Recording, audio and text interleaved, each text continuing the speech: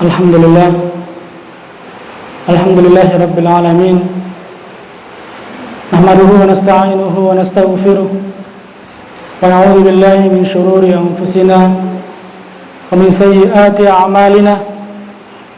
May yahdihillahu fala mudilla lahu wa may yudlilhu fala hadiya lahu. Asyhadu an la ilaha illallah wahdahu la syarika lahu wa asyhadu anna Muhammadan abduhu wa rasuluh. Allahumma salli wa sallim ala nabiyyina Muhammad wa ala alihi wa sahbihi wa man tabi'ahum bi ihsanin ila yaumiddin, amma ba'd. Fa ya ibadallah, usi nafsi bi taqwallahi faqad faza al-muttaqun. Faqala ta'ala mudzakkir bidzalik fi kitabihil karim. A'udzu billahi minasy syaithanir rajim. Ya ayyuhalladzina amanu taqullaha haqqa tuqatih wa la tamutunna illa wa antum muslimun.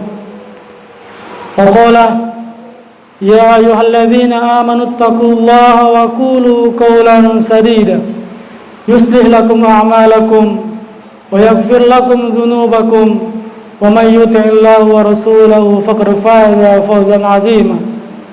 Wa qala aidan ya ayuhan nasu ittaqu rabbakumul ladzi khalaqakum min nafsin wahidah wa khalaqa minha zawjaha wa batha minhuma rijalan katsiran wa nisaa'a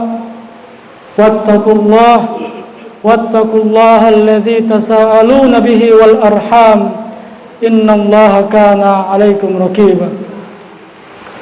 Ma'asyiral muslimin sedang Jumat rahimakumullah. Alhamdulillah, itulah kata yang sepantasnya keluar dari lisan-lisan kita sebagai wujud syukur kita kepada Allah Subhanahu wa taala yang telah begitu banyak mencurahkan nikmat-nikmatnya dalam kehidupan kita sehari-hari.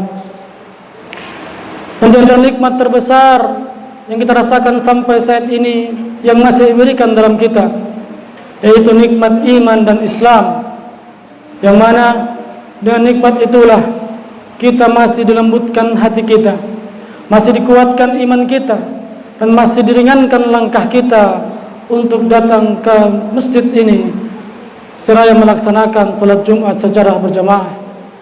Tentunya selalu dan selalu kita mohon kepada Allah Subhanahu wa taala agar Allah Subhanahu wa taala menjadikan Jumat kita kali ini menjadi Jumat terbaik dari Jumat-Jumat yang pernah kita tunaikan. Salawat serta salam tak lupa kita hadiahkan kepada baginda Nabiullah Muhammad sallallahu alaihi wasallam, para keluarga beliau, sahabat-sahabat beliau, dan insyaallah percikan syafaatnya sampai kepada kita yang senantiasa tetap istiqamah berjalan dalam naungan sunnah-sunnahnya. Amin ya rabbal alamin. Ma'asyiral muslimin sedang Jumat rahimakumullah. 6 penyakit umat terdahulu yang menimpa umat sekarang. Itulah judul khutbah yang akan khutib bahas pada Jumat yang mulia ini. Dalam sebuah hadis Nabi sallallahu alaihi wasallam bersabda, "An Abi Hurairah radhiyallahu an, sami'tu Rasulullah sallallahu alaihi wasallam yaqul, sayusibu ummati da'ul umami." Umatku, kata Nabi sallallahu alaihi wasallam, akan ditimpa dengan berbagai macam penyakit dari umat-umat terdahulu.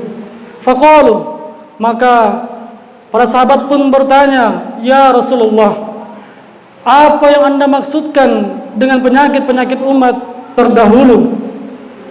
Qala, maka beliau pun menjawab, "Al-asharu wal bataru wat takatsuru wat tashahun fid dunya wat tabaghudu wa tahasudu hatta yakunal baghi." Ma'asyiral muslimin dan Jumat rahimakumullah. Dalam hadis ini Nabi sallallahu alaihi wasallam menyebutkan 6 penyakit yang nantinya kita sebagai umat sekarang akan mendapati atau akan terjangkit penyakit umat-umat terdahulu. Ayyuhal mu'minun, penyakit yang pertama kata baginda Nabi sallallahu alaihi wasallam yaitu al-asharu atau kufur nikmat. Ma'asyiral muslimin sanjum rahimakumullah. Jika kita berbicara tentang kufur nikmat, maka kita bisa kembali menarik kembali kisah yang terjadi pada negeri Saba, yang mana yang telah tertuangkan dalam Al-Quran surat Saba ayat 16. Dikisahkan ada sebuah negeri yang paling indah dan paling kaya di zaman itu. Bahkan saking indah dan kayanya negeri itu, sampai-sampai orang-orang menyebutnya sebagai negeri surga. Namun penduduk negeri tersebut tidak bersyukur kepada Allah Subhanahu wa taala atas nikmat yang diberikan. Maka Allah pun membinasakan negeri tersebut.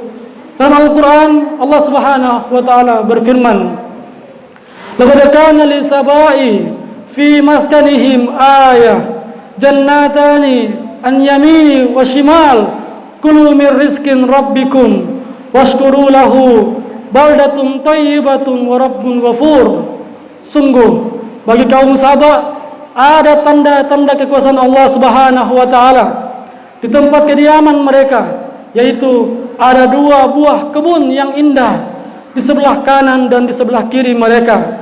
Kepada mereka dikatakan, makanlah olehmu dari rezeki yang dianugerahkan ke Tuhanmu dan bersyukurlah kamu kepadanya. Negerimu adalah negeri yang baik dan Tuhanmu adalah Tuhan yang Maha Pengampun. Kemudian Allah Subhanahu wa taala melanjutkan dalam ayat ini, fa'aradu fa'arsalna alaihim sailal arimi wa baddalnahum bi jannatain dzawata ukuli khant wa atli wa syai'in min sidrin qalil. Tetapi kata Allah, mereka berpaling, maka kami datangkan kepada mereka banjir yang besar, dan kami ganti kedua kebun mereka dengan kebun yang ditumbuhi pohon-pohon yang berduri, berbuah pahit, atau pohon asal dan pohon sidir, kemudian pohon yang berduri. Ayuhal mu'minun, lihat bagaimana dengan mudah Allah Subhanahu wa taala menghancurkan sebuah negeri yang awalnya diberi nikmat oleh Allah Subhanahu wa taala menjadi negeri yang seolah mati, tidak ada tempat untuk mencari penghidupan, hanya dikarenakan kufur atas nikmat Allah Subhanahu wa taala. Dan inilah yang terjadi di zaman saat ini. Ma'asyiral muslimin, jemaah rahimakumullah. Penyakit yang kedua jamaah sekalian, yaitu al-bataru atau sombong. Berbicara tentang penyakit ini, itu sama saja kita berbicara tentang penyakit yang pertama ada di langit yang dilakukan oleh iblis natullah alaih, yang mana kita ketahui bersama, karena sifat inilah juga yang membuat Firaun terhalang dari hidayah Allah Subhanahu wa taala. Dengan sombong ia mengatakan kepada kaumnya, "Ya qaumi, alaysa li mulku Misr wa hadhihi anhar tajri min tahti." Wahai kaumku, Mesir ini berada di bawah tanganku dan lautan berada di bawah kakiku. Wa ana rabbukumul a'la, dan akulah Tuhan kalian yang paling tinggi. Waliyadu billah. Lihat, siapa lagi manusia yang paling sombong daripada Firaun ini, yang menganggap negeri Mesir ada di bawah tangannya, seolah-olah ia mengatakan bahwa kesejahteraan ataupun kehancuran Mesir dialah yang menentukan. Ia mengatakan bahwa lautan yang ada di Mesir, yang menjadi sumber kehidupan masyarakat Mesir, pada saat itu berada di bawah kakinya, seolah-olah ia mengaku bahwa hidup dan matinya penduduk Mesir dialah yang menentukan. Bahkan lebih daripada itu, dengan penyakit sombongnya itu, ia mengklaim dirinya sebagai Tuhan, seolah-olah ingin menunjukkan betapa berkuasanya dia terhadap kaumnya. Namun jemaah sekalian, Allah pun menunjukkan kebesarannya sebagai Tuhan dengan mengazab Mesir dengan kemarau yang panjang sampai menyebabkan penduduknya kelaparan, menimpakan angin topan, membanjiri Mesir dengan belalang-belalang, kutu-kutu serta katak-katak, dan disusul dengan hujan darah dari langit, sehingga membuat Firaun tak berdaya, dan ia pun meminta Musa untuk berdoa kepada Allah Subhanahu wa taala agar menghentikan azab yang dialaminya. Akan tetapi jamaah sekalian, setelah Allah menghentikan azabnya terhadap negeri Mesir disebabkan pemimpinnya yang sombong, Firaun seolah lupa dengan teguran dari Allah Subhanahu wa taala tersebut. Ia belum juga menerima hidayah dari Allah Subhanahu wa taala melalui Nabi Musa alaihi salam, sehingga Allah pun menenggelamkan dia di dasar lautan yang mana dulunya ia pernah mengatakan bahwa lautan berada di bawah kakinya. Ma'asyiral muslimin selanjutnya rahimakumullah, berbicara tentang sombong ini, para ulama berbeda definisi tentang pengertian sombong. Menurut Al-Imam Al-Qurtubi, kesombongan terdiri dari 4 macam. Yang pertama, batrul ghina, sombong karena harta atau kekayaan. Kita bisa melihat jamaah sekalian, di zaman saat ini begitu banyak orang-orang yang sombong hanya karena hartanya, merasa paling mulia, merasa paling tinggi hanya karena kekayaan yang ia miliki. Ia merasa bahwa orang-orang di sekelilingnya adalah orang-orang yang hina atau orang-orang yang rendah, sehingga ia lupa bahwa harta yang ia miliki pastinya kelak akan dimintai pertanggungjawaban oleh Allah Subhanahu wa taala, dari mana ia dapatkan dan kemana ia belanjakan. Kemudian yang kedua jamaah sekalian, definisi sombong menurut Al-Imam Al-Qurtubi yaitu batrul malik, sombong karena kekuasaan. Seseorang yang telah memiliki kekuasaan biasanya ada yang menjadi sombong karena akan memiliki kewenangan untuk merendahkan orang-orang yang tidak memiliki kekuasaan daripada dia, sehingga dengan zalim tanpa belas kasih mudah ia menzalimi saudara-saudaranya hanya karena kekuasaannya. Kemudian yang ketiga yaitu batrul mansib wal wadifah, sombong karena jabatan, pekerjaan atau status sosial. Kemudian yang keempat yaitu batrul jahi wal makani al istimaiyah, sombong karena sebuah kemuliaan atau keturunan. Dan marilah kita saksikan di zaman saat ini telah nampak penyakit-penyakit sombong ini di sekeliling kita yang pernah ada pada umat-umat terdahulu. Ma'asyiral muslimin sidang Jumat rahimakumullah, penyakit yang ketiga yang disebutkan oleh Nabi sallallahu alaihi wasallam dalam sabda beliau yaitu at-takatsur, gemar menumpuk-numpuk harta.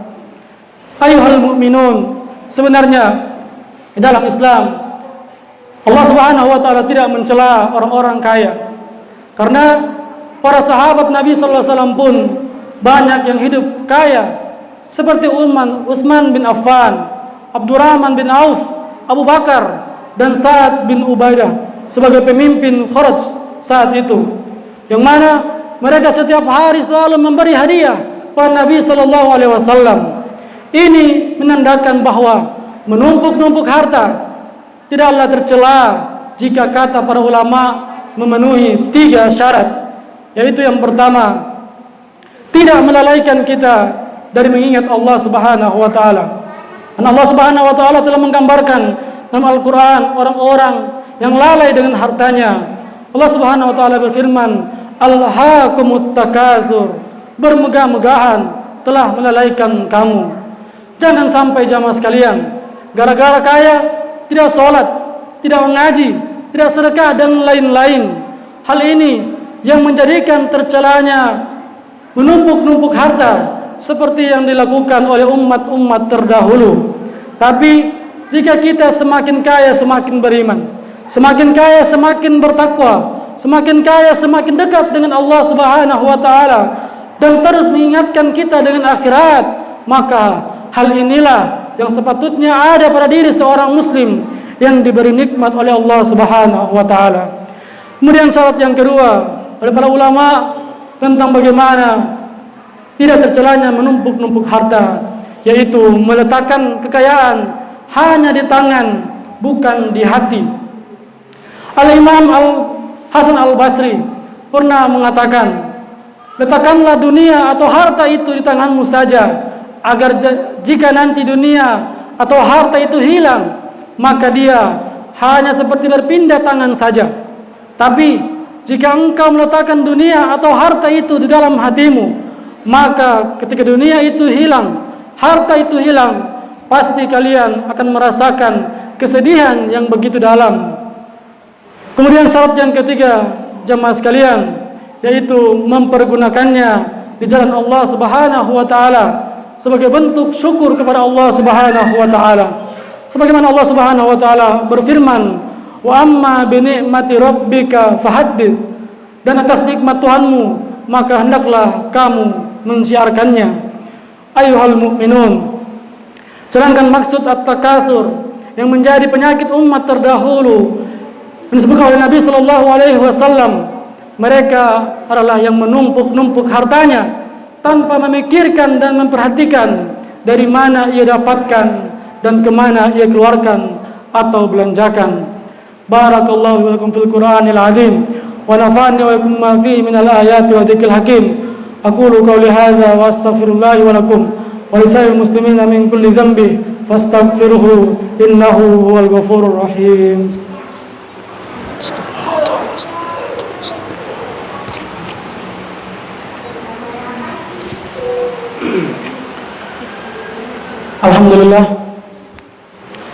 Alhamdulillahi wa kafa. Assalatu wassalamu ala Rasulillahil Mustafa wa ala alihi wa sahbihi wa man wafa. Amma ba'd. Fa ya ibadallah, usi nafsi bi taqwallahi faqad fazal muttaqun. Fa qala ta'ala, ya ayyuhalladzina amanu taqullaha haqqa tuqatih wa la tamutunna illa wa antum muslimun. Ma'asyiral muslimin rahimakumullah. Kemudian penyakit yang keempat, yaitu at-tashahun fid dunya, bermusuhan dalam urusan dunia. Ada beberapa penyebab terjadinya permusuhan, yaitu terjadinya perbedaan pendapat, terjadinya perbedaan pilihan, dan terjadinya perbedaan kepentingan. Kita bisa sadari bahwa jangan sampai dengan adanya perbedaan pendapat, pilihan maupun kepentingan lantas membuat kita terpecah belah hanya karena beberapa pendapat. Kita yang dulunya adalah kaum menjadi lawan, sehingga tidak ada lagi saling menyalam. Kemudian ayuhal mu'minun, berawal dari permusuhan inilah maka akan diikuti penyakit yang kelima dan keenam yang pernah ada pada umat-umat terdahulu, yaitu at-tabaghulu, saling benci membenci, dan at-tasahudu, saling hasad menghasadi. Ketika kebencian telah ada dalam hati seseorang, maka sekecil apapun kebaikan yang ada pada diri saudara muslim pasti akan terlihat buruk di mata dia. Sehingga tidak heran penyakit at-tasahudu atau hasad ini akan muncul pada dirinya. Secara istilah, hasad mengandung arti yakni menginginkan hilangnya nikmat dari seseorang. Bahkan dalam hal ini Al-Imam Ibnu Taimiyah beliau mengatakan, ma khala jasadun min hasad, setiap jasad tidaklah lepas dari yang namanya hasad. Namun lakinnal ima yubdihi, orang yang berpenyakit hati akan menampakkan lewat raut wajah, lisan ataupun sikapnya. Sedangkan wal karima yukhfihi, orang yang mulia hatinya akan menyembunyikannya. Ma'asyiral muslimin rahimakumullah. Semoga kita semua dijaga oleh Allah Subhanahu wa taala dari keenam penyakit-penyakit umat terdahulu ini, seperti yang telah disabdakan oleh Nabi kita Muhammad sallallahu alaihi wasallam dalam hadis beliau beribu tahun yang lalu. Karena di akhir hadis beliau menyebutkan hatta yakunal baghi, sampai kita menjadi orang-orang yang melampaui batas. Waliyadu billah. Untuk itu jamaah sekalian, di hari yang mulia ini, di tempat yang mulia ini, di waktu yang mustajab ini, marilah sejenak kita menundukkan mata hati dan mata kepala kita, seraya mohon kepada Allah Subhanahu wa taala agar Allah Subhanahu wa taala menjaga kita dari segala bentuk penyakit hati maupun jasad kita. Semoga Allah Subhanahu wa taala memberikan kita daripada segala bentuk kebencian, iri dan hasad dan lain sebagainya. Innallaha malaikatahu yusalluna 'alan nabi ya ayyuhalladzina amanu sallu 'alaihi wa sallimu taslima.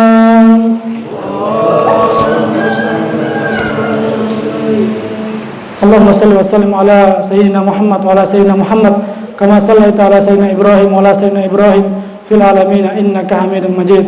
Allahumma ighfir lil muslimina wal muslimat wal mu'minina wal mu'minat al ahya'i minhum wal amwat innaka sami'un qaribun mujibud da'wat ya qadiyal hajat. Allahumma arinal haqqa haqqan warzuqna ittiba'ah wa arinal batila batila warzuqna ijtinabah. Allahumma a'izz al-islam wal muslimin wa adil asy-syirka wal musyrikin wa dammir a'da'aka a'da'ad-din. Allahumma ansur ikhwanana al-mustada'afin fi Filistin. Allahumma ansur ikhwanana fi Filistin wa fi Gaza وفي كل مكان وفي كل زمان وفي كل بلاد المسلمين يا أرحم الراحمين. ربنا تقبل منا إنك أنت السميع العليم وتب علينا إنك أنت التواب الرحيم. ربنا آتنا في الدنيا حسنة وفي الآخرة حسنة وقنا عذاب النار. عباد الله إن الله يأمركم بالعدل والإحسان وإيتاء ذي القربى وينهى عن الفحشاء والمنكر والبغي يعظكم لعلكم تذكرون. فاذكروا الله يعظكم ولذكر الله أكبر. أقيموا الصلاة.